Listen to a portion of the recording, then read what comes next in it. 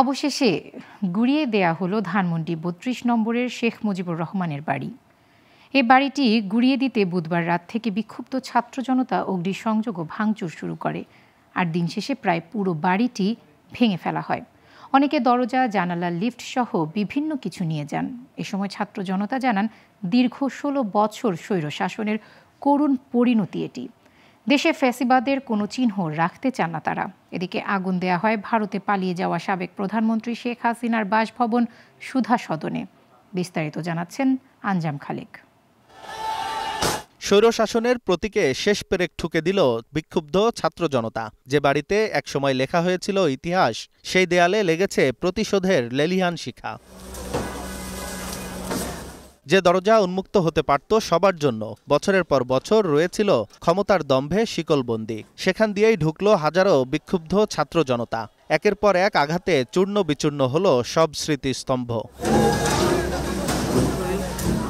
এর আগে সামাজিক যোগাযোগ মাধ্যমে শেখ হাসিনার বক্তব্য দেওয়ার ঘোষণার প্রতিবাদে ধানমন্ডি ৩২ নম্বর সড়কের বাড়িটি গুড়িয়ে দেওয়ার হুঁশিয়ারি দিয়েছিল ছাত্র জনতা। আর তার ভাষণ প্রচারের আগেই বুধবার সন্ধ্যা নামতেই হাতুড়ি শাবল হাতে ঢল নামে লাখো মানুষের। প্রথমে ফটকের শেকল কেটে ভেতরে ঢোকে, এরপর একে একে ক্রেন ও এক্সক্যাভেটর দিয়ে শুরু হয় ভাঙচুরের মহোৎসব। ছাত্র জনতা জানান, দীর্ঘ ১৬ বছর স্বৈরশাসনের করুণ পরিণতি এটি।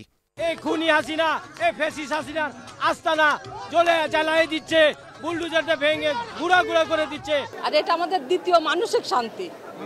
৩২ নম্বর ভাঙা মানে আমাদের দ্বিতীয় মানসিক শান্তি। বাংলাদেশ থেকে বাকশালের আস্তানা দূর হয়ে যাচ্ছে, ধ্বংস করে ফেলছে বাংলাদেশের মানুষ। শেখ মুজিবের এই বাসভবন, যা একসময় ছিল ইতিহাসের সাক্ষী, আজ সেটাই প্রতিশোধের দাবানলে পড়ল। এদিকে গেল রাত 12:30টার দিকে ধানমন্ডি ৫ নম্বরে হাসিনার বাসভবন সুধা সদনেও আগুন দেয়া হয়। এ সময় দ্রুত জুলাই আগস্টে গণহত্যায় জড়িতদের আইনের আওতায় এনে দৃষ্টান্তমূলক শাস্তির দাবি জানায় ছাত্র জনতা। একটা শয়তানের রাজত্ব ভেঙে পড়ে আছে, ভাঙা হচ্ছে, আমরা ভাঙতেছি। এটা আমরা চরম সৌভাগ্যের মনে করি, আমরা দেখতে পেরে চরম খুশি। কোনো শয়তান যেন আর জন্মগ্রহণ করতে না পারে, কোনো ফ্যাসিজম যেন আর চাড়া দিয়ে উঠতে না পারে। ৭১-এর আগের বঙ্গবন্ধু ছিল আমাদের হৃদয়ের বঙ্গবন্ধু।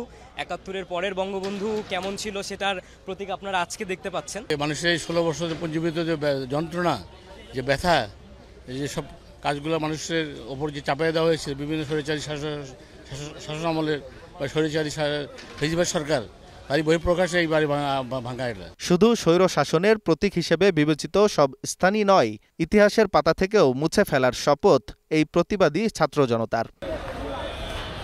আঞ্জাম খালেক, গ্লোবাল টেলিভিশন, ঢাকা।